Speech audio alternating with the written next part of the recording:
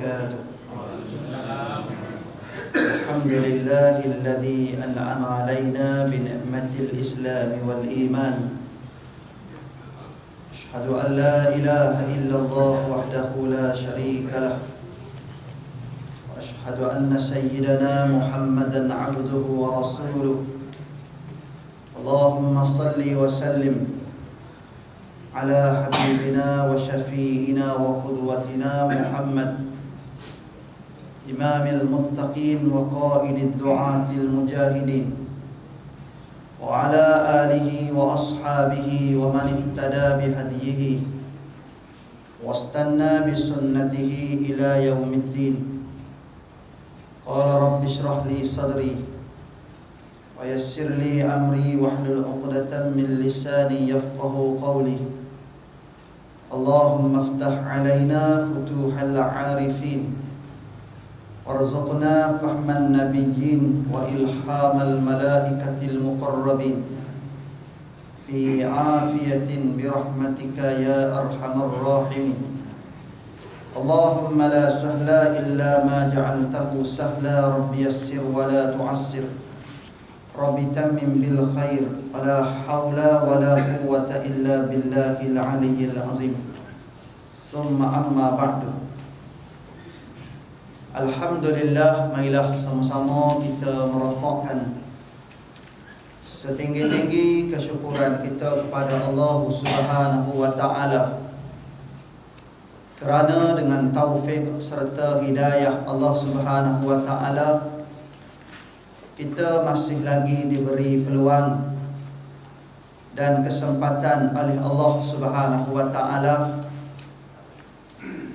sehingga pada malam ini kita dipanjangkan umur, diberi kesihatan dan kelapangan masa, dan dapat lagi meneruskan urusan amal ibadah kita kepada Allah Subhanahu wa taala dengan sama-sama mengimarahkan surau kita dengan rukuk dan sujud kepada Allah Subhanahu wa taala. Dan pada masa yang sama kita berpeluang meneruskan kuliah maghrib kita pada malam ini. Mudah-mudahan dengan pertemuan ini kita semua diberkati oleh Allah Subhanahu wa taala. Tuan-tuan muslimin muslimat yang dirahmati Allah Subhanahu wa taala sekalian, insya-Allah pada malam ini kita sambung perbincangan kita berkaitan dengan kitab Munyatul Musalli, yang membincangkan kepada kita berkaitan dengan hukum hakam serta adab-adab, secara khususnya berkaitan dengan solat yang mesti difahami oleh kita semua selaku yang mengaku Muslim lagi mukmin. Jadi sambungannya di muka surat 36. Muka surat 36 masih lagi berkaitan dengan huraian perkara-perkara yang menyempurnakan sembahyang. Huraian-huraian, perincian-perincian yang berkaitan dengan perkara-perkara yang menyempurnakan sembahyang. Di sambungannya di muka surat 36, perkara yang ke-9, kesempurnaan bacaan itu 3 perkara. Kesempurnaan bacaan itu 3 perkara. Dalam solat khususnya salah satu rukun, iaitu dipanggil rukun qauli, rukun yang dinisbahkan kepada bacaan ataupun tutur kata kita dalam solat. Maka bila mana dinisbahkan pada bacaan, maka kita mesti ambil berat berkaitan dengan bagaimana menyempurnakan bacaan. Lebih-lebih lagi bacaan tersebut melibatkan rukun-rukun di dalam solat. Rukun melibatkan bacaan ni berapa rukun dalam solat kita? Tanya lagi. Berapa? 5 kan? 5. Yang pertama takbiratul ihram. Yang kedua bacaan Al-Fatihah. Yang ketiga, bacaan tashku akhir. Yang keempat, bacaan selawat ke atas Nabi selepas tashku akhir. Lepas tu yang kelima, salam. Yang kelima, bagi salam. Kelima-lima ni masuk dalam bab rukun dinisbahkan pada rukun qauli. Rukun yang dinisbahkan pada bacaan dengan lidah. Tak boleh baca kat mana? Baca dalam hati. Tak jadi. Tak sah solat kita kalau kita baca rukun-rukun yang saya sebut tadi tu dalam hati. Pasal rukun tadi, rukun yang ni yang tak dapat tidak kita kena baca dengan lidah kita, dengan suara kita. Tak dapat tidak. Maka bagi menyempurnakan rukun-rukun yang disebutkan tadi, selepas daripada tu sunatlah tu. Bacaan-bacaan selain daripada hak disebutkan tadi hukumnya sunat. Sama ada sunat ab'ad ataupun sunat hay'ah. Pun begitu, walaupun sunat kena baca kena betul. Hak paling-paling kena betul, hak paling-paling kena menepati, hak melibatkan rukun ni. Hak lain tu boleh tahan lagi tu. Tapi kalau rukun ni terkandas, salah, maka solat kita sia-sia. Sia-sia. Sia-sia. Ada 3 perkara. Kesempurnaan bacaan itu 3 perkara. Yang pertama, bacaan yang sahih dengan tartil dan ketiadaan berlagu-lagu. Kalau boleh jangan lagu teruk-teruk sangat. Biasa-biasa saja. Disyorkan oleh para ulama dalam bab bacaan dalam solat ni, lagu apa dia bawa?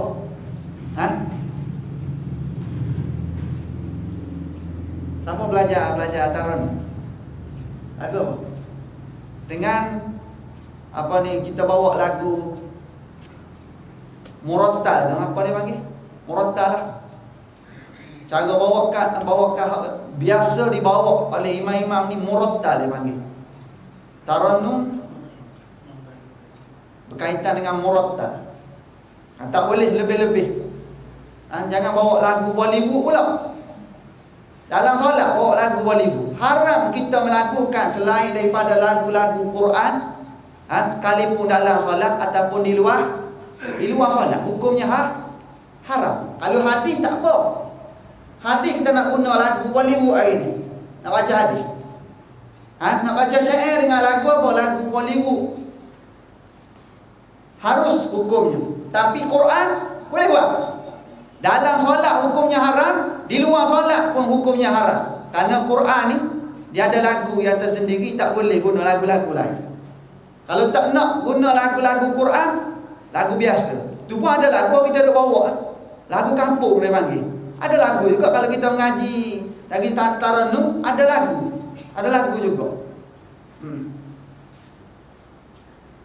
Pertama sekali kita kena baca dalam keadaan sahih. Paling besar sekali kena sahih. Sah.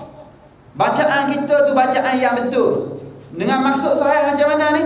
Bacaan kita bacaan yang kiranya tidak menjadi penyebab rosak maksud ayat-ayat suci Al-Quran dan rukun-rukun dalam solat melibatkan rukun qauli. Jangan kita baca dia berubah maksud. Sepatut Allah Ta'ala tu maha besar, jadi bertukar jadi maksud lain. Pasal apa? Pasal kita bacaan kita tu tidak sahih, tidak sah ketika tu. Bacaan Al-Quran bersama juga Al-Fatihah sebagai rukun tu. Hak lain boleh tahan lagi, tapi kena baca betul juga hak lain. Tapi hak paling-paling kena betul Al-Fatihah tu, pasal ianya melibatkan rukun. Surah kena baca betul juga, tapi dia bukan rukun. Maknanya kalau tak betul dalam bab surah, dia tak menjadi sebab batal solat. Tapi kalau Al-Fatihah kita tak betul, macam mana? Solat kita tak sah. Solat kita batal. Pasal apa? Pasal Al-Fatihah tak betul. Dengan maksud bacaan kita sah tadi, sah daripada bacaan kita tu Maknanya sah daripada rosak makna tadi. Bebas daripada rosak maksud dan makna sebenar Al-Fatihah. Dan mana-mana rukun, rukun qauli dalam solat lah. Hak bukan melibatkan rukun, kalau kita sengaja baca dalam keadaan tahu dah ini bukan rukun, tak apalah kita baca salah. Haram perbuatan kita, lagi berdosa kita. Kita baca tak nak ikut tajwid, baca mengikut hukum tajwid ni hukum sunat ke, fardu kifayah ke, fardu ain bagi si pembaca. Wajib pada si pembaca, maknanya wajib fardu ain. Pada setiap pembaca ayat-ayat suci Al-Quran, dia wajib baca dengan bertajwid. Wajib. Tak kira lah dalam solat baik, di luar solat baik, kena baca dengan tajwid. Bebel lagi orang yang terlibat dengan perubatan Islam. Kalau kita baca tak betul, kena jin yang ada dalam badan ni. Jin yang ada dalam badan si fulan bin si fulan ni kena jin Islam. Dia bergurau. Dia kata nak berubah macam mana, tajwid boleh tak buka macam ni. Dia tegur tu kan. Tegur. Saya duduk terlibat dengan Darussalam. Kadang-kadang campur. Hak ustaz ada, hak baru nak ustaz ada, lalas sekali. Tajwid tu boleh tak buka. Hak betul tajwid ada, hak tak betul ada, lalas sekali. Dia gelak gitu tuan-tuan. Gelak gitu. Pasal apa? Asasnya tajwid tu. Kalau tak betul, dia tak jadi ubat, bahkan dia jadi penyakit pula. Tambah penyakit adalah sebab tu hak jadi ubat ni bila mana bacaannya betul. Lebih-lebih lagi kita baca dalam keadaan kita tahu di sebalik ayat tu apa maksud dia, baru jadi ubat. Sebagai jalan tawasul kita dengan Allah Ta'ala. Ni kalau kita baca Bismillahirrahmanirrahim, Alhamdulillahirabbil alamin, arrahmanirrahim, waladdallin. Tu tak jadi ubatnya, tu jadi penyakit. Tu Tuk Romo dia panggil. Tempat kita ada Tuk Romo. Ada Tuk apa? Tuk Romo.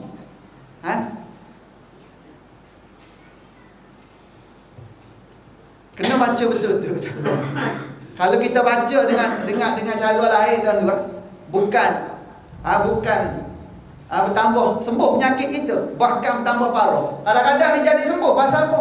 Pasal syaitan tu suka, iblis tu suka, jin hak dalam badan tu bertambah suka. Dia kata lagi kita baca tak betul, lagi dia seronok. Dia jadi macam kautim antara hak luar dan hak dalam. Dalam sekali macam ambil buang penyakit tu. Pasal apa? Dia kaedah dalam ilmu perubatan ni sebagai penyembuh penyakit. Bila mana perkara yang kita bawa itu pertama sekali bertepat dengan syariat, pertama sekali bertepatan dengan akidah. Bila mana kuat lagi teguh akidah, lagi rapat kita dengan Allah, maka ketika itulah jin makin takut. Jin makin takut. Tapi kalau kita baca Al-Fatihah kok terbalik, sepatutnya mula dengan Bismillahirrahmanirrahim, tapi dia ambil ayat ujung sekali naik atas. Hak tu antara tanda-tanda ajaran ilmu perubatan yang terseleweng daripada kedudukan yang sebenar. Salah. Atau banyak lagi lah.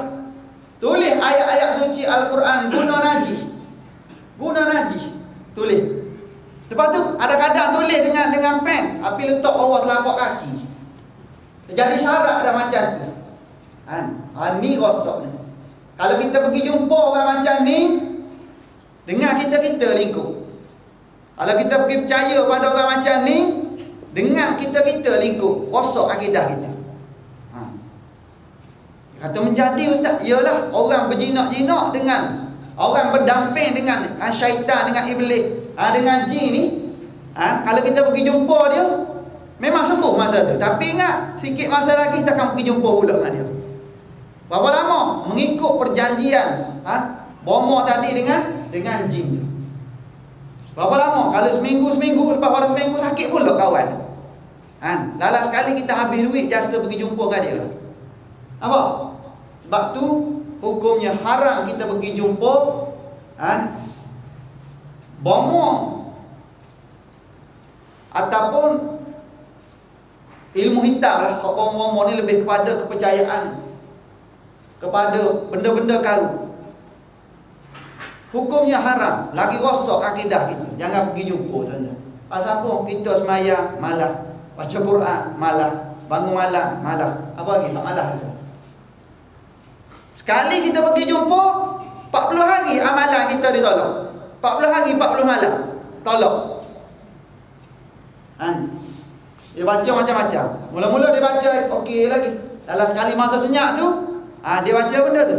Baca mentera-mentera berkaitan dengan perkara yang kita tidak fahami. Maka ketika itulah dampingan dengan jin ketika itu akan datang ketika itu. Ni sentuh sikit perubatan Islam. Supaya kita jaga akidah kita, jangan dia pergi jumpa apa ni bomo-bomo ataupun pendamping-pendamping yang berdampingan dengan makhluk-makhluk halus atas jalan perubatan. Pergi jumpa lah, pergi jumpa alim ulama ataupun bukan alim ulama pun hak belajar. Maksud belajar ni biar berguru. Jangan belajar dalam mimpi, itu salah. Dalam Islam kita tolak ilmu yang diterima dalam mimpi. Boleh juga menyebabkan rosak akidah juga. Walaupun ustaz dia bagi dalam mimpi apa benda? Qul huwallahu ahad. Sekalipun apa yang kita faham dalam mimpi tersebut, dia kata dia bagi benda, bagi ayat kursi. Ada seorang yang berjubah putih, janggut panjang, tiba-tiba mari dalam mimpi kita suruh terima benda. Suruh terima ayat 1000 dinar, suruh terima ayat kursi. Jangan terima. Kalau terima tu menjadi penyebab iblis boleh menguasai kita, jin boleh menguasai kita. Hukumnya haram ketika itu. Walaupun kita beramal macam biasa je, macam orang yang terima ijazah macam biasa je, tetapi guru ketika itu bukan manusia. Siapa tu? Gurunya ketika itu bukan dalam bentuk manusia, iaitu dalam bentuk jin. Dalam sekali timbullah macam-macam. Lepas pada tu sakalah, itulah, macam-macam. Kita cari penyakit. Tak nak cari penyakit. Ingatkan betul ustaz? Iyalah. Ingatkan betul pasal punya ayat Quran. Nak tahu betul tak betul tu dia tak belajar. Malam ni dengar dia kan? Dah dengar ni. Maknanya kalau mari dalam mimpi jangan terima benda-benda macam tu. Kalau nak belajar pergi jumpa alim ulama ramai. Kita pergi jumpa. Ustaz saya nak beramal ayat ni. Ustaz ada ijazah ayat ni tak? Pernah terima dengan siapa-siapa tak? Dengan guru-guru tak? Okey. Nak terima boleh. Okey, awak ikut saya. Lepas tu saya baca, awak ikut. Lepas tu kita pun ijazahkan. Boleh buat amal macam tu? Boleh. Habis baca contohnya nak ijazahkan Qul huwallah. Saya baca, tuan-tuan ikut. Habis baca saya pun kata ajaztu lakum. Ajaztu lakum kama ajazani syaikhi. Lepas tu tuan-tuan kata qabil tu ataupun saya terima. Okey, tu dia panggil ijazah. Baru betul kaedah terima tuan-tuan. Bukan sembarangan juga boleh terima dalam mimpi. Ayat Quran boleh terima dalam mimpi. Tak betul tuan-tuan. Bukan cara kita macam tu. Boleh rosak juga akidah kita. Bila mana kita berguru dengan syaitan ataupun iblis ataupun jin lah. Kita berguru. Man la syaikha fasyaitanu syaikhuhu. Barang siapa yang tidak ada guru, maka yang jadi gurunya siapa? Syaitan jadi guru. Bila mana syaitan jadi guru, syaitan ni dah buat sumpahan. Jin ni dah buat sumpahan depan Allah Ta'ala nak merosakkan kita. Nak rosakkan kita. Maka bila mana kita jadi anak murid dia, lalas sekali kita bawah telunjuk dia. Kita minta apa sekalipun, dia bagi. Kita tak minta dengan Allah Ta'ala. Lalas sekali kita minta dengan siapa? Minta dengan dia. Dia jadi macam tu. Sebab tu kena berhati-hati. Baca betul-betul lah ayat Quran, baca betul-betul. Sebagai dia moga-moga dengan betul bacaan Quran, sama ada dalam solat ataupun di luar solat, paling-paling kurang dia jadi benteng. Benteng untuk diri kita semua daripada segala bentuk gangguan. Gangguan daripada makhluk halus ataupun gangguan daripada makhluk hak kasar, hak nampak tengok. Manusia hak kasar ni. Apa-apa saja hak kasar lah, hak nampak tengok. Kena baca dengan betul. Nak betul ni cara macam mana? Kena belajar lah. Kalau tak belajar betul macam mana? Tak tahu betul tak betul lah kalau tak belajar. Kena belajar. Macam tuan-tuan ada Ustaz Suki kan. Tuan-tuan dia datang, tuan-tuan belajar betul-betul. Ilmu tajwid. Belajar betul-betul. Talaki betul-betul. Musyafahah betul-betul. Tak Suki suruh baca tak? Suruh baca. Kau ikut je. Kalau ikut dia tahu tak dia apa ni kita ni betul tak betul? Tak tahu pun. Penat juga macam tu. Syok sendiri lah kita. Betul dah ustaz. Ustaz memang betul dah. Kita mengikut tu. Pasal ustaz tak pernah dengar pun bacaan kita ramai-ramai belum tentu betul lagi. Sekali sekala tuan-tuan kena tasmik dengan dia seorang-seorang. Minta ni ustaz, malam ni kita tak payah ustaz baca kita ikut, lepas tu saya baca ustaz dengar pula. Biar ustaz tegur salah satu. Tu baru betul. Kalau main baca habis tak? 30 juzuk habis. Ustaz baca kita ikut. Betul juga, boleh pahala juga, tapi sampai tak maksud tu nak? Tak sampai juga maksud yang sebenar tu, tak apa nak sampai tuan-tuan. Dalam sekali ustaz je hebat Kita tak jadi nak hebat pasal kita tak tahu kesalahan kita. Ustaz tak pernah tegur apa yang kita baca, betul tak betul. Hanya kita pandu pada ustaz je. Ustaz tak test pun power kita. Tak boleh. Sekali-sekala tuan-tuan suruh Ustaz Suki dengar bacaan tuan-tuan pula. Hari ni kita nak tasmik benda. Nak tasmik bacaan Al-Fatihah. Ustaz baca mula-mula, kita ikut, lepas tu kita baca, Ustaz dengar pula. Kalau salah, Ustaz tegur. Kena tegur. Tapi kalau buat macam tu, mula-mula ramai, lepas tu tinggal berapa orang? Tinggal 2 orang, tinggal 3 orang. Tak minat jadi tuan-tuan. Pasal malu tuan. Tambah-tambah orang lelaki memang malu dalam bab ni. Muslimat rajin dalam bab tajwid. Tapi kalau muslimi, tapi sini saya tak tahulah kalau tempat lain tuan-tuan. Saya pernah mengajar tajwid tuan-tuan tu di surah Al-Hakimi tu. Kamu tengok. Tahu kamu tengok. Mula-mula ramai. Mula-mula saya buat style. Biasalah. Saya baca, ramai-ramai ikut. Bagus macam ni. Lagi ramai. Saya dah ramai tadi.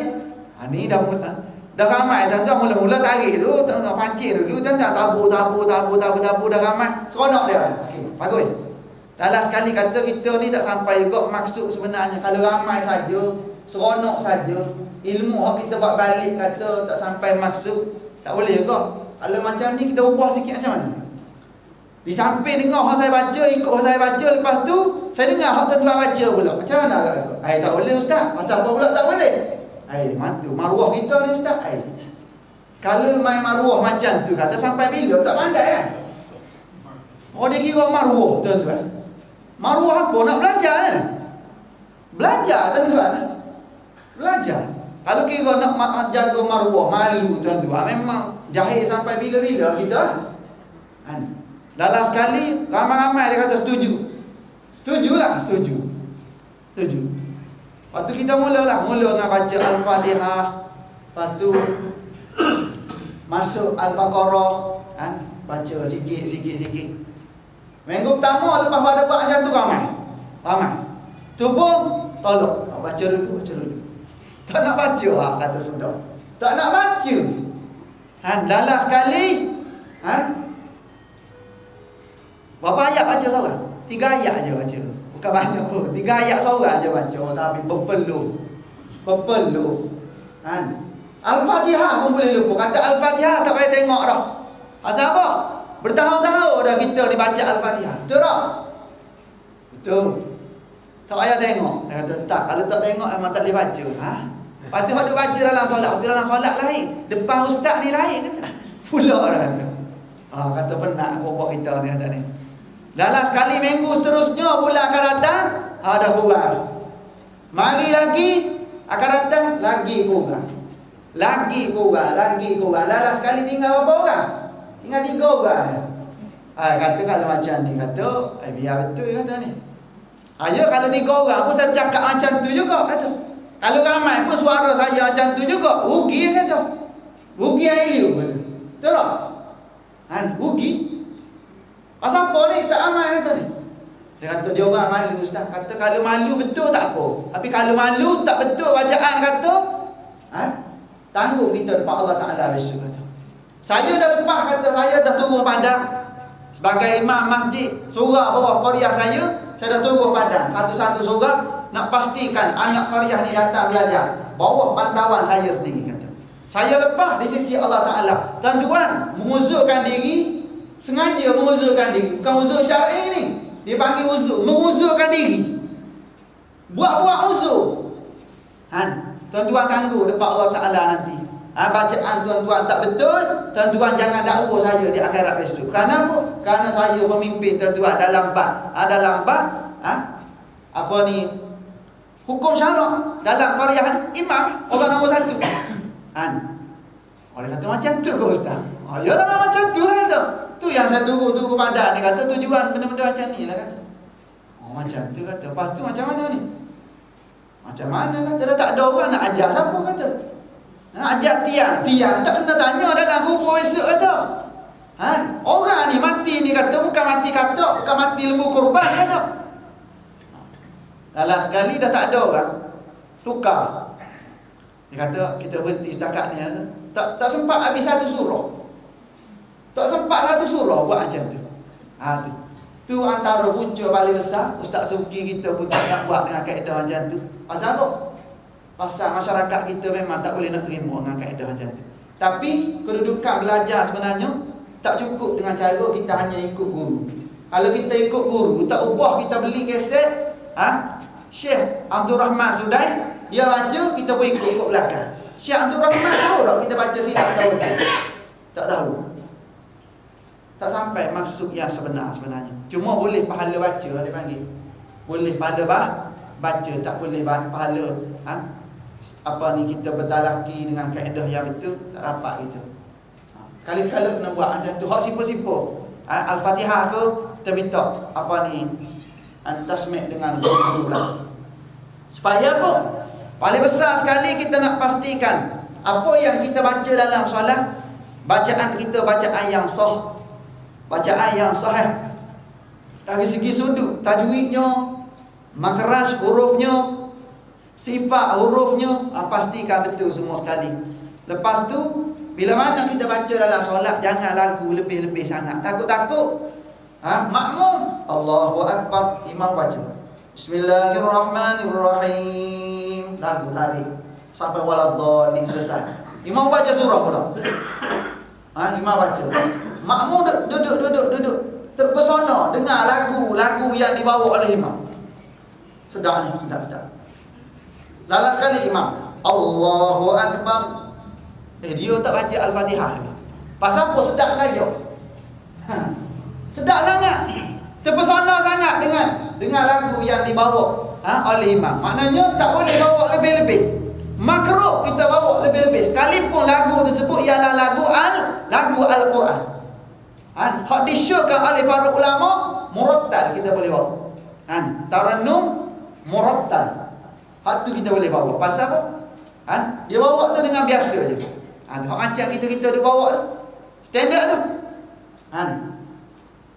Tu boleh bawa macam tu. Maknanya jangan sampai makmum tu lara dengan sebab kita. Sepatutnya orang dengar tu bertambah khusyuk. Ni bukan khusyuk kerana sedap bacaan imam semata-mata. Tak boleh macam tu. Jangan terlalu sedap bacaan imam, kita lupa nak baca yang kita punya. Tak boleh. Okay, seterusnya bacaan dengan tafakur dan tadabbur maknanya. Kalau boleh kita baca tadi. Biar kita tahu. Biar kita ada penghayatan maksud di sebalik apa yang dibaca. Susah berlaku ni. Pasal orang Melayu nak suruh tahu bahasa Arab. Susah. Bukan kata semua, maknanya cari terjemahan lah. Ayat-ayat yang kita biasa baca. Tak dapat tidak kita kita akan baca dalam solat kita. Maknanya mana? Al-Fatihah tu wajib baca. Kalau surah tu kita tukar-tukar. Hak tukar-tukar ada, tak payah. Pasal apa? Pasal tukar-tukar. Tak payah tahu tak apa. Hak kita ni, hak kita baca mesti ataupun wajib kita baca. Hak tu kita kena tahu. Sepatutnya macam tu.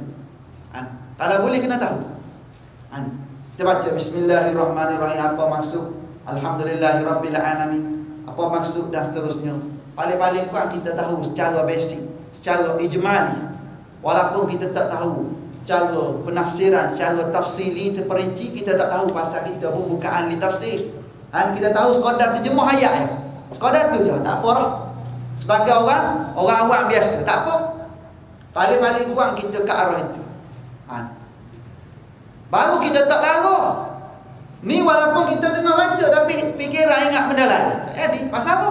Pasal kita tak faham what kita baca. Kena usaha ke arah memahami apa yang kita baca, baru kita boleh bertafakur, bertadabbur di sebalik bacaan yang kita baca dalam solat kita. Sebab tu kita dengar orang Arab baca, kadang-kadang dia baca dalam keadaan menangis. Sampai ayat-ayat tertentu azab, menangis, tak boleh nak baca, berhenti sekejap. Berhenti sekejap. Lepas tu sambung balik, tak boleh tahan. Tengok. Pasal apa? Penghayatan. Penghayatan. Kita imam baca panjang, ni imam ni tak faham jiwa ni. Imam baca pendek, oh Allah, imam ni hafiz tapi baca pendek. Pendek pun salah, panjang pun salah. Lepas tu apa betul? Tak payah baca betul kan? Sederhana lah, sederhana kan. Dulu saya mula-mula jadi imam dulu, panjang baca kan. Pasal nak test paru. Mula-mula pegang jawatan imam. Panjang baca. Isyak panjang. Subuh, patutnya subuh kena betul-betul panjang. Maghrib pendek sikit. Baca panjang-panjang. Lalas sekali orang komplain kata ustaz. Subuh pagi Jumaat kita baca 2 surah. Alif Lam Mim Sajadah 1, lepas tu surah Al-Insan 1. Selesai kita baca. Lalas sekali dekat dengan buku 7 habis. Siap ngawir. Marah orang tuan-tuan. Sekali tu yang saya buat macam tu. Lalas sekali dapat surat layang. Dia kata, apa ustaz ni tak faham jiwa. Kita ni hari kerja, dia kata. Ustaz balun 2 surah, panjang pula tu. Kalau 2 surah, Qul ya ayyuhal kafirun 1, Qul huwallahu 1 tak apa. Ni 2 surah dia baca. Satu-satu tu 20 minit satu-satu. Hampir 20 minit satu surah. Oh, kata benar macam ni. Kan pagi Jumaat ramai orang dapat surat layar sekali tak baca lah. Pendek-pendek baca juga separuh-separuh. Dia kata bagus, ustaz bagus. Bagus, teruskan dia kata. Itulah masyarakat kita dia suka macam tu tuan-tuan. Baca dia tak, bukan kalau tak baca pun tak boleh kok. Kalau subuh pagi Jumaat kita tak baca Alif Lam Mim Sajadah, tak dapat sujud sejadah marah. Dia kata pasal apa ustaz tak baca? Wajib ke? Anak tanya. Wajib ke baca tu Tak sah ke sembahyang subuh baca surah lain? Sah juga tuan-tuan. Sebab tu jangan sampai satu tahap anggapan kita tak baca tu seolah-olah tak sah solat kita. Jangan. Sebab tu saya terlibat dengan jabatan agama. Ada juga sahabat-sahabat di pejabat. Dia kata masyarakat kita ni kadang-kadang dia pegang dalam keadaan melulu dia bagi. Tanpa dia tahu apa jenis hukum. Bila mana masuk hari Jumaat, pagi Jumaat, tak dapat tidak kena baca surah ni dia. Seolah-olah wajib. Itu salah tu. Lepas tu sekali-sekala kena tukar. Cari surah lain. Hak panjang sikit, kita baca. Supaya memberi kefahaman pada kita, baca surah lain pun sah juga sembahyang subuh. Cuma tak ikut sunnah. Tak dapat pahala sunat ikut sunnah. Baca Alif Lam Mim Sajadah surah Al-Insan tu tak dapat pasal kita baca surah lain. Habis sekali-sekala nak didik masyarakat supaya tidak berkefahaman. Bacaan tersebut ialah bacaan wajib, maka sekali-sekala kita kena tukar sekali-sekala. Tapi saya buat tu, ada orang tegur. Kata apa ustaz ni, Jumaat ni kata sehari je dalam seminggu. Nak tunggu Jumaat minggu depan pula, belum tentu lagi panjang umur. Pandai dia bercakap. Tahulah macam tu. Tapi itulah kedudukan sebenar masyarakat kita. Tapi selepas kita bagi penerangan, dia pun boleh terima. Okey, tak ada masalah. Azhar. Masuk tu. Salah? Dah, silakan. Seorang, volunteer.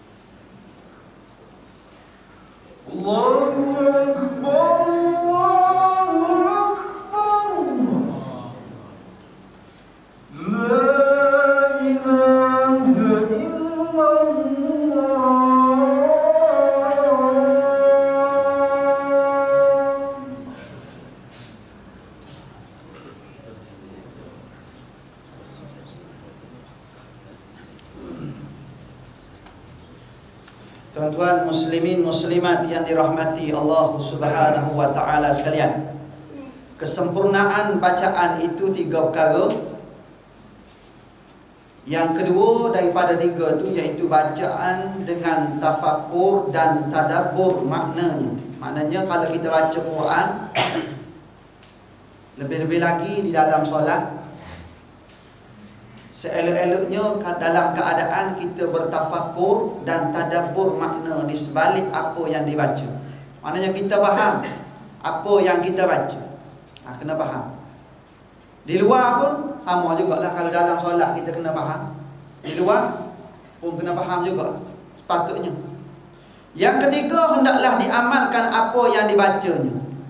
Bila mana kita baca, dalam bab beramal dengan yang dibaca ni, tak kira lah kita baca dalam solat ke, di luar solat ke, bukan sekadar baca. Quran ni bukan sekadar untuk baca semata-mata. Quran ni baca dapat pahala, pegang boleh pahala tak? Pegang tak boleh baca. Kita tak pandai baca, kita tengok, buka tengok. Nak baca tapi tak pandai, tengah belajar. Baca apa baru? Iqra. Kok tengok. Nak baca tapi tak boleh baca. Dalam sekali ambil buka tengok macam tu. Cium, lepas tu tak balik. Boleh pahala tak? Boleh pahala juga kerana kita kasih. Nak baca tapi tak dapat, belum masa lagi, belajar, teruskan belajar. Orang yang beramal, hak ni lagi banyak pahala sebenarnya. Orang yang beramal dengan isi kandungan Al-Quran tu lebih besar daripada orang yang semata-mata baca. Kalau kita buat belaka, semua kita buat. Kita baca, kita faham maksud, dan pada masa yang sama kita menghayati apa yang kita baca tadi dalam bentuk amal ibadah kita di luar solat kita nanti. Ni perintah Allah, ni ada kaitan dengan ni, ini perintah, ini larangan. Kita tahu semua dan kita jadikan bentuk amal dalam urusan kehidupan kita. Hak itulah yang sepatutnya. Sepatutnya kita macam tu. Apa yang kita baca dalam solat tu bukan semata-mata untuk nak mengesahkan solat kita tu sah. Bahkan kita baca tadi, kita terima dalam solat sebagai rukun qauli kita, dan kita terima untuk mempersembahkan ketaatan kita di luar solat. Ni ayat tu baca dalam solat, tiba-tiba di luar solat ayat tu tak nak terima. Contohnya ayat berkaitan dengan tutup aurat, baca dalam solat, tapi tak terima juga, susah. Dalam solat baca kita mengaku Allah Ta'ala ni Tuhan yang mentadbir sekalian alam. Di luar solat seolah-olah dunia ni milik kita, lupa dah milik Allah Ta'ala. Kita ni milik Allah Ta'ala, menumpang bumi Allah, lupa dah. Sebab tu bila mana kita baca dalam solat, di luar solat pun kita kena rasa apa yang kita baca tadi dalam keadaan bentuk terjemahan untuk menzahirkan tindakan kita yang sebenar di hadapan Allah Subhanahu Wa Taala. Bukan baca dalam solat saja, nak zahirkan semua sekali. Kita di pejabat, kita di rumah, kita di pasar, berdasarkan perintah dan larangan Allah Ta'ala, berdasarkan hukum syarak.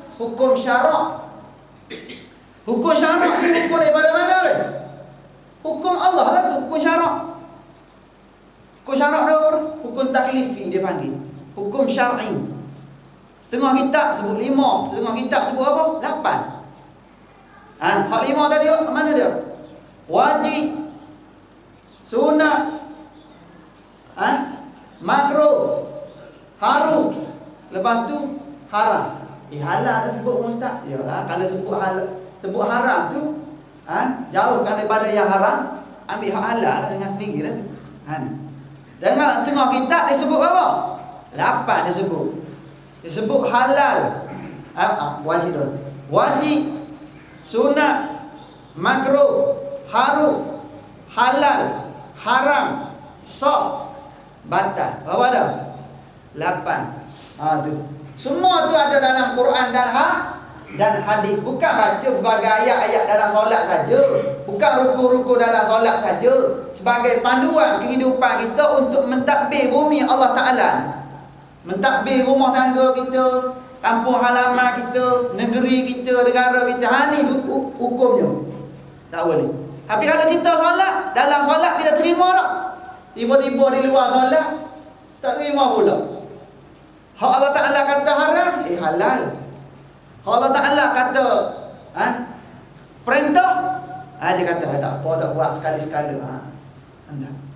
Yang ada perintah wajib, ada perintah sunat.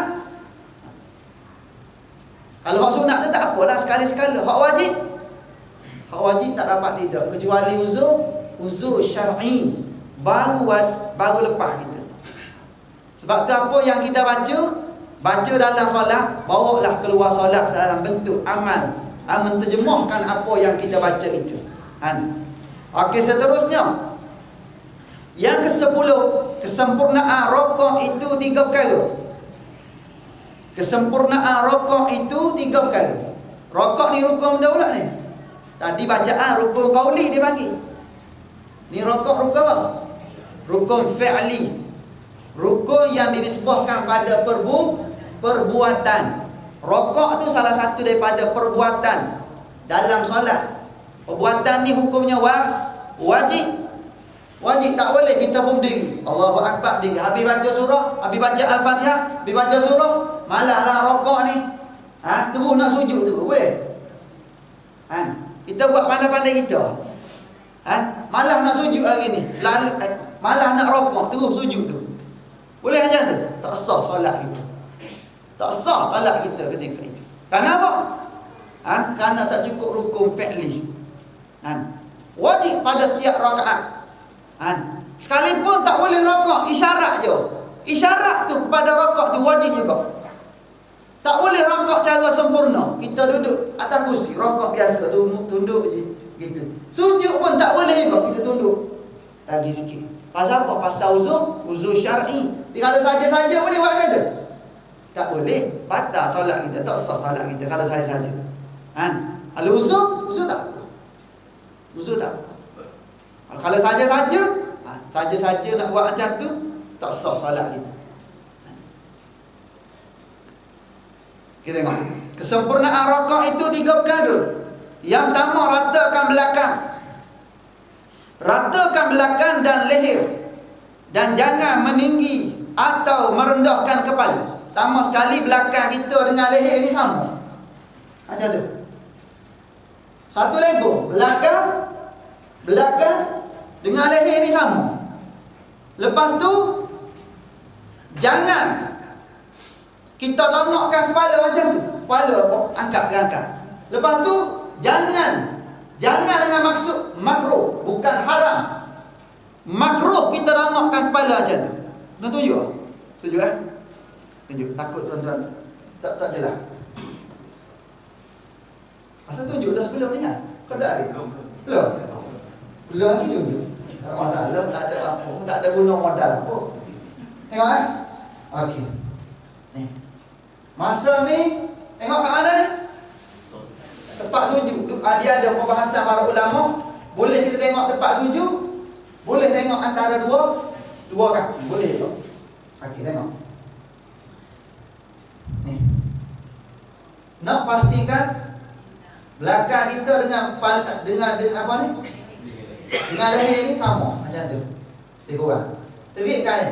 Apa dia panggil ni? Urat apa dia panggil? Urat keting belakang. Terik gitu. Okey. Nak macam tu. Apa orang ni? Saya pun tak tahu ni. Orang tengok saya tak tahu betul tak betul ni. Betul tak ni? Betul. Tu hak betul. Hak kurang betul macam mana? Ni. Dia tengok sana. Nak sujud sini tapi tengok sana. Ada cicak. Atau apa-apa. Sah tak sujud rakaat ni? Sah, tapi hukum makruh. Ataupun dia buat macam mana? Dia buat macam ni. Ada orang buat macam ni? Kepala tunduk. Makruh juga. Angkat pun makruh, tunduk pun makruh. Nak mana? Sama. Boleh? Pegang betih pun tak boleh juga. Bukan tak boleh, hukum makruh juga. Macam tu. Ada setengah orang bukan pegang betih. Ni kedekut punya orang. Sini ya. Sini je. Ada orang ni. Pernah jumpa orang ni di sini ada. Orang rokok sini. Pegang lutut ni. Pegang tapi dalam keadaan tangan buka. Ini. Pegang kuat. Ni, jangan pegang sini, jangan pegang atas ni. Sakit pinggang. Kalau sakit pinggang tak apa. Uzur. Dia sekurang-kurang rokok ni kat mana? Bagi orang sakit pinggang, jatuh pokok. Dia buat macam ni. Ni. Kalau tuan-tuan tengok dia macam ni je. Tak payah tegur lah. Pasal kemungkinan dia ni lebih harif pada kita.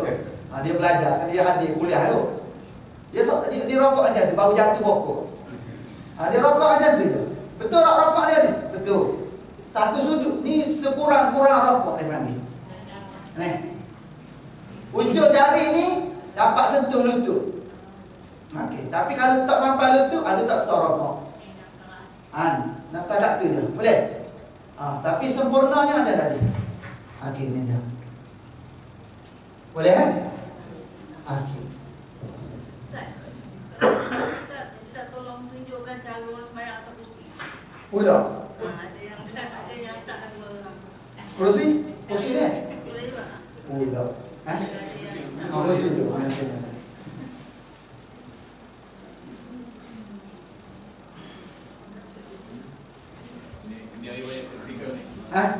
Praktikal. Awak. Okey. Ni nak solat atas kursi. Nak solat atas kursi ni dia boleh berdiri tak? Boleh berdiri. Okey, kalau boleh berdiri, dia kena takbir sambil berdiri. Okey. Dia kena berdiri setakat dia mampu berdiri. Kalau tak boleh berdiri tu baru dia boleh duduk. Dia kaedah ni maksimalkan melakukan rukun dalam solat. Maksimalkan rukun dan minimalkan tinggal rukun. Nampak tu? Okey. Maknanya dalam bab ni dia mampu berdiri. Dia mampu berdiri. Kalau dia mampu berdiri, takbir berdiri. Takbir. Takbir. Allahu Akbar sambil berdiri. Berdiri. Bacaan pun sambil berdiri. Al-Fatihah, surah, berdiri semua tu. Kalau dia tak mampu, dengan sebab apa ni masuk besi ni. Ada kan? Ni masuk besi. Masuk besi. Tak boleh rokok, tak boleh sujud. Turun kat bawah ni, kalau dia turun memang tak boleh naik lah. Kan? Buatlah macam mana tak boleh lah. Okey. Masa rokok, okey lagi. Rokok macam biasa. Lepas tu nak sujud, jangan sujud. Tak mampu dia nak turun. Nak lipat ni tak mampu ni. Kan? Dia duduk atas kursi. Ada apa ni? Okey. Dia turun. Nak sujud ni. Sujud macam ni lah. Sebab walaupun perbuatan dia ni tak sampai masuk sebenar ni, tapi dengan niat sujud. Dengan niat sujud. Sebab dia tak boleh turun. Kalau turun tak boleh naik. Okey. Maka dia sujud macam ni lah. Boleh?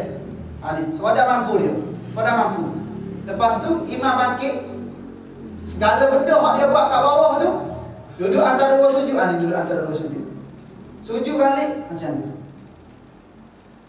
Duduk tasyahud macam ni kau. Sini. Tasyahud pun sini. Tasyahud awal pun sini. Tasyahud akhir pun sini. Semua sini. Imam bangkit. Imam bangkit. Sami Allah. Sami Allah. Allahu Akbar. Rakaat tu dia pun bangun. Kalau dia boleh bangun.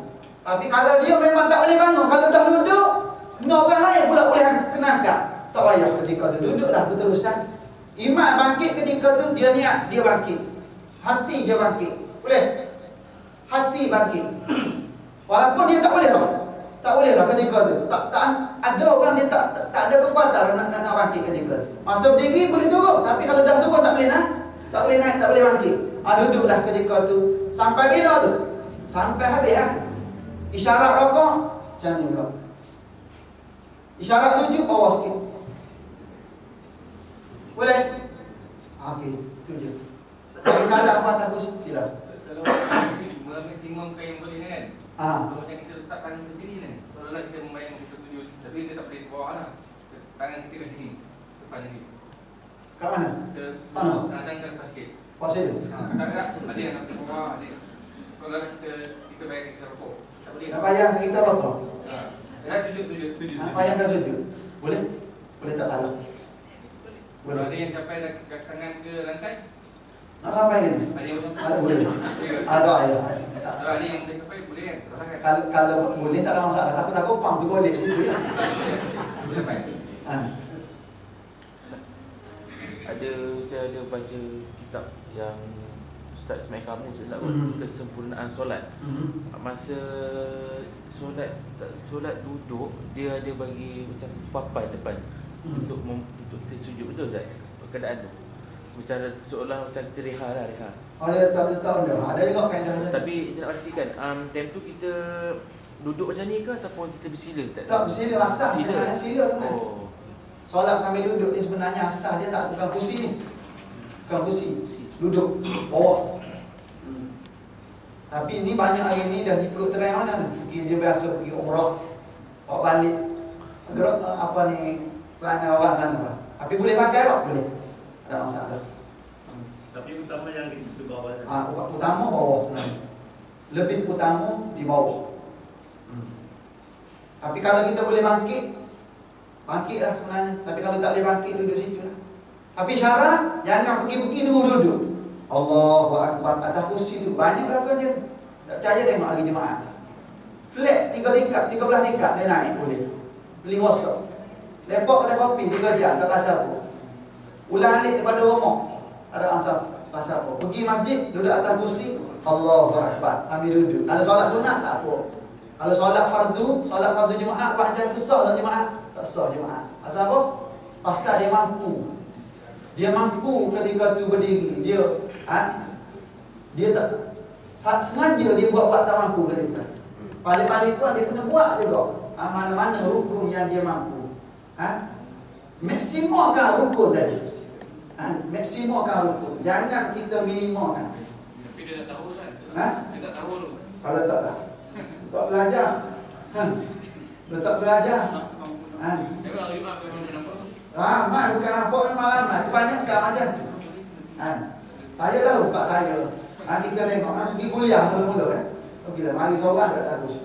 Kita kuliah mula-mula. Kita macam-macam dia tengok. Ada lagi tadi jalan kaki. Tiba-tiba mari turun duduk atas kursi. Tak apalah. Solat sunat.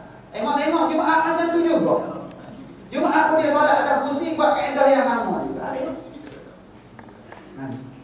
Tapi kalau kita cerita dia kata, Ustaz saya uzur, tapi uzur tadi dia tak faham konsep uzur tadi. Qadar mana? Kemaafan dalam bab penguzuran tadi. Situ kita kena faham. Boleh eh? Sila. Kita berdoa dalam sujud boleh? Doa Dalam sujud. dalam sujud boleh? Boleh. Tapi jangan doa bahasa Melayu, ya Allah ya Tuhanku, gini panjanglah umur semua sekali. Tak boleh. Hancur lah. Maknanya kalau kita nak doa bahasa Melayu dalam hati kita lah. Allah Ta'ala tahu tak lintasan dalam hati kita? Tahu. Tahu. Kalau nak doa pun dalam bahasa Arab. Kalau kita tahu bahasa Arab, dengan lidah kita. Tapi kalau kita ni nak doa dengan bahasa Melayu, sekadar dalam hati kita. Boleh? Boleh tak masalah doa? Kalau boleh sujud terakhir lah. Tapi kalau kita bimbing makmum, jangan panjang-panjang. Kalau nak buat macam tu solat sunat hajat, boleh? Benda tu dah makruh. Kalau solat sunat hajat, biasa sujud terakhir tu biasanya lah lama orang makruh dah. Tapi kalau solat biasa, jangan. Takut-takut timbul fitnah dalam masyarakat. Boleh tak nak doa lepas pada tu? Habis bagi salam kita apa? Allahu Akbar, sujud. Boleh tak? Boleh? Sujud. Bantu minta dalam sujud. Minta dalam sujud. Boleh tak macam tu? Tapi kurang masyhur dalam masyarakat kita sebenarnya. Dari segi kaedah boleh tak? Boleh. Kita sujud lepas pada solat dah, lepas pada bagi salam, sujud dalam sujud. Selepas salam tu baru kita berdoa pada Allah Taala. Pasal sujud ni tempat yang paling hampir kita dengan Allah Taala. Berbanding dengan waktu-waktu lain. Boleh? Tu ada dengar makmum putus jemaah mesti kalau imam tu dah bangun, makmum masih lagi sujud. Sampai imam nak dah habis selawat je lah. Okey. Dalam bab sujud lama ni banyak juga berlaku ni. Dia ada sempadan dia. Tak kira lah solat fardu ke solat sunat tu. Kalau kita ni ikut imam, kena berhati-hati lah. Jangan lama sangat. Kalau imam dah bangkit, tunggu bangkit lah kita. Jangan mentang-mentang kita hajat banyak. Imam ni dia tidak ada hajat biasa-biasa punya hajat. Kita ni menggunung hajat kita kena minta. Lalas sekali solat kita batal. Bila waktu batal? Bila mana imam baca sampai tempat asyhadu an la ilaha illallah wa asyhadu anna Muhammadar Rasulullah, Allahumma salli ala sayyidina Muhammad ataupun Allahumma salli ala Muhammad, kita tak bangkit lagi masa tu, batal solat kita. Kalau duduk sujud lagi, batal solat kita. Kenapa? Dia kira ketinggalan daripada rukun, tertinggal daripada rukun. Maknanya paling-paling panjang pun jangan sampai sekurang-kurang tasyahud akhir. Jangan sampai imam baca Allahumma salli ala Muhammad ataupun Allahumma salli ala sayyidina Muhammad, kita duduk situ lagi. Ada orang berlaku imam bagi salam, dia duduk situ lagi. Batal solat dia. Batal solat. Sebab tu jangan. Kalau nak lama boleh seorang-seorang. Kalau kita seorang-seorang tak ada siapa bimbing kita, silalah, lama pun tak ada masalah. Seorang-seorang. Tapi seorang jangan buat depan orang sudah. Dia ni hidup mati ni. Takut-takut orang pergi tes nadi. Hidup lagi. Pasal lama sangat.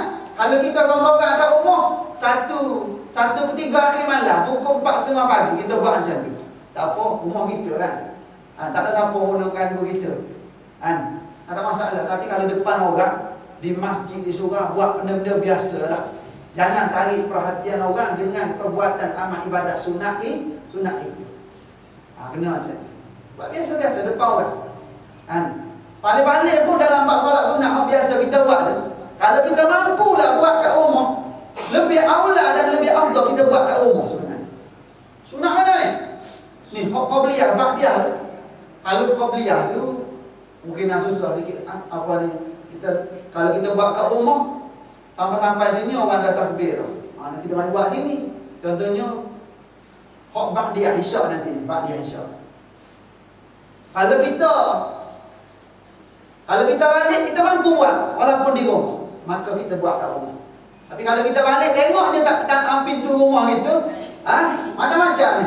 Macam dah mampu ada kantu, anak lagi, isteri lagi, Tomia masuk itu, lepas tu giabok lagi, kuih dia lagi, macam-macam ada. Dalam sekali, tak tahu entah mana, 2 rakaat tadi hilang, entah gitu kan. Maka buat pada mana tu? Buat pada biasa-biasa. Jadi tempat ni pula, tempat kuliah. Apa? Tapi sedap juga ini. Nampak depan-depan. Waktu sangkut dekat ni. Tapi tak ada kita kan. Dia kena macam tu sebenarnya. Kalau kita mampu, buatlah kat rumah. Kalau kita boleh handle betul-betul diri kita, kita mampu walaupun sampai kat rumah, kita tak sibuk dengan mana-mana. Boleh buat dengan penuh keikhlasan. Silakan, itu lebih afdal. Kenapa? Selamat. Dalaman kita selamat daripada sifat riya. Kat sini, kalau orang balik kita pun tak solat. Pasal orang dah balik. Tapi kalau orang ramai kita pun Allahu Akbar. Paling terbaik kita buat. Pasal apa? Pasal ada orang. Lebih baik tak buat daripada kita buat kalau macam tu. Pasal apa? Pasal kita buat ketika tu bukan kerana lillahi ta'ala, walaupun lidah kata lillahi ta'ala, tapi perbuatan yang nak tunjuk pada orang. Hati kita rosak ketika. Riak ada dalam hati kita ketika. Boleh kan? Okey, maknanya kalau kita di sini dah jadi benda biasa pada kita. Lepas habis je kita pun terus solat sunat dalam keadaan dah jadi perkara biasa pada kita. Pasal kalau kita balik kat rumah, memang kita tak mampu solat. Teruskanlah macam biasa, jadikan peranan biasa pada kita lah. Kalau macam saya macam tu, buat macam tu. Lepas habis je, habis doa, habis salat, terus solat sunat. Pasal apa? Pasal kita tahu kekuatan kita bila mana balik di rumah. Anak nak panjat atas belakang. Ni macam ni, macam ni. Dalam sekali tak terbuat. Pasal kita tahu dah kemampuan kita dah tu. Tapi tuan-tuan ni hebat tu. Tuan-tuan hebat, silakanlah. Dia terpaksa.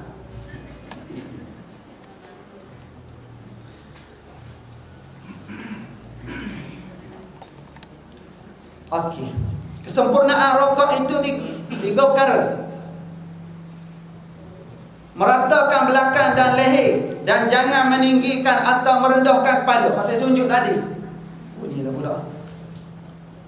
Hantarkan 2 tapak tangan ke atas 2 lutut dan jarangkan antara jari jemari. Tangan kat mana? Sesunjuk tadi. Atas lutut. Pegang lutut. Tangan tu, pegang lutut. Rendahkan jari jemari. Lepas tu tamak ninahkan rokok dan dibaca tasbih serta takzim dan tetapkan. Maknanya bila mana kita dah rokok tu kena cukup tamak ninah. Tamak ninah dengan maksud dah diam sekejap. Diam sekejap paling kurang qadar subhanallah. Aduh, rokok tu diam sekejap tu. Sekalipun kita tak baca subhana rabbiyal azim wa bihamdi, tak baca. Kita duduk diam macam tu wajib hukumnya. Tamak ninah dalam mazhab Syafi'i kita wajib. Duduk diam sekejap tu. Tapi seelok-eloknya dalam masa kita diam tu, kita baca subhana rabbiyal azim wa bihamdi. Baca. Okey, seterusnya yang ke-11, kesempurnaan sujud 3 kali. Ni lain kali pula sujud kan. Okey, ni ada sahabat kita tanya. Kat nampak mana tadi? Tanda situ 2 kali malam ni. Apakah hukum wanita yang datang haid membaca Al-Quran? Wanita dalam keadaan haid baca Quran. Hukum asal dia Quran ni kalamullah. Muslimah dalam keadaan haid haram baca Quran sebenarnya. Tu asal dia. Tapi ada khilaf pendapat tak? Ada juga dalam bab ni. Tapi pendapat tersebut dah kira dhaif. Hak asal dia haram baca Quran dalam keadaan uzur. Hak khilaf tadi kata macam mana? Dalam bab muslimah yang dia ni hafizah. Kalau dia tak mengulang, Quran hilang begitu saja. Dia ni datang haid 15 hari tak baca Quran, menyebabkan Quran tu hilang. Lepas tu ada khilaf pendapat dalam bab ni, boleh dia mengulang Quran bukan niat ibadah, niat nak mengulang daripada mengulang Quran daripada nak jaga Quran daripada hilang. Qadar tu. Lepas tu dimaafkan lagi dalam bab mana? Ayat-ayat Quran yang sudah makruh dengan kalam sebagai doa. Mana dia? Mana contoh? Naik kereta. Subhanallazi sakhkhara lana hadza wa ma kunna lahu muqrinin wa inna ila rabbina lamunqalibun. Ayat Quran tu. Ya, ayat Quran, tapi dia dah kira sebagai doa. Maka kita dengan niat doa, maka bacalah macam biasa, tak apa. Hak tak bolehnya saja-saja nak ambil Quran, pegang tu tak boleh dah sebenarnya. Baca saja tu tak boleh. Lepas tu kalau tak boleh baca Quran, nak baca Iqra, boleh tak? Iqra. Nama Iqra tapi ayat dalam tu ayat Quran tau. Hak batal tu tak apalah. Ayat-ayat hak ada dalam tu Iqra apa hak ada ayat. Iqra 5, Iqra 6 kan. Ada ayat Quran. Hak tu tak boleh juga. Walaupun dia nama Iqra ni bukan Quran ustaz, Iqra. Tapi ayat dalam tu ayat Al-Quran pun tak boleh juga. Hak boleh benda zikir. Hak zikir ni boleh. Zikir biasa. Boleh. Bila-bila masa dalam keadaan uzur boleh berzikir, dalam keadaan tak uzur pun kena berzikir. Dia dalam keadaan uzur ni walaupun kita tak boleh baca Quran, jangan biarkan kita kosong sebenarnya. Pasal masa tu lemah dah kita tu. Badan kita lemah masa tu. Iblis sedang cari poin-poin penting untuk nak merosakkan kita. Syaitan sedang cari lubang-lubang penting untuk nak merosakkan kita. Pasal tu bentengkanlah diri kita dengan cara kita berzikrullah. Carilah zikir-zikir hak mampu kita. Kita tuturkan, tak kira lah dalam bentuk istighfar ke, selawat ke, takbir ke, tahmid ke, tasbih ke, amat carilah. Tapi kalau boleh kita cari untuk amalan kita ni, kalau boleh hak Nabi sebut, hak maksud dia panggil, zikir-zikir maksud dia panggil. Nabi pernah sebut ada dua kalimah yang ringan pada sebutan. Nak sebut tu mudah sangat, tapi dia ni bukan sembarangan walaupun senang. Ringan pada sebutan kita, tapi berat pada timbangan. Kalau timbang, ya Allah, berat timbangan. Di sisi Allah memang berat kalimah ni. Lepas tu dua kalimah ni juga menjadi penyebab kita dapat kasih sayang Allah Subhanahu wa taala. Mana kalimah tu? Subhanallah wa bihamdi subhanallahil azim. Subhanallah wa bihamdihi subhanallahil azim. Baca. Dalam uzur boleh baca tak ni? Boleh baca. Silakanlah baca. Jangan kosong. Jangan kosong. Jangan kita kosong. Lebih lagi kita uzur tadi kita pergi berjalan. Berjalan pula tempat-tempat hak tak biasa pergi. Jin kawasan tu tak kenal lagi siapa kita. Maka lagi kena benteng diri ketika. Kena benteng diri. Baca. Senang. Boleh? Okey. Tapi masa dalam keadaan sihat sebelum uzur tu, bacalah puluh habis-habis. Muslimat dengan sebab dia ada penyakit, dia ada uzur bulanan dia. Masa dia tak uzur tu puluh habis-habis. Puluh. Dia kabur terus tak? Sepatutnya sebulan dia boleh baca berapa surah? Sebulan. 2 surah sebulan, tak apa. Tapi dengan sebab dia uzur ni 15 hari uzur saja. Contoh, dia ambil angka yang paling tinggi. Maka biasa anggaran biasa bacanya sebulan 2 juzuk. Tapi dengan sebab uzur jadi juzuk. Maka cover terus jadi 2 juzuk sebelum datang uzur. Kena cover macam tu. Tidak rugi kita. Rugi. Kalau terlepas lah tak baca, biar kita buat ulangan balik lepas pada kita ni dah kembali normal biasa. Jangan lepas bukan wajib pun ustaz tengok kita kan. Tapi kalau tak makan pagi ni kena makan banyak sikit pasal tak makan pagi dia kata. Nak cover tu baru hari tu baru tu. Dalam bab makan tak makan pagi tengah hari tu cover tu orang.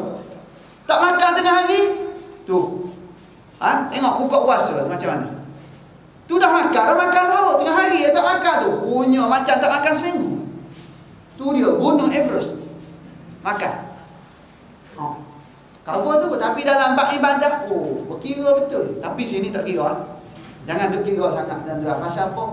Benda ni bukan untuk orang lain, untuk kita tuan-tuan. Bacalah Quran. Hiasilah rumah-rumah kita.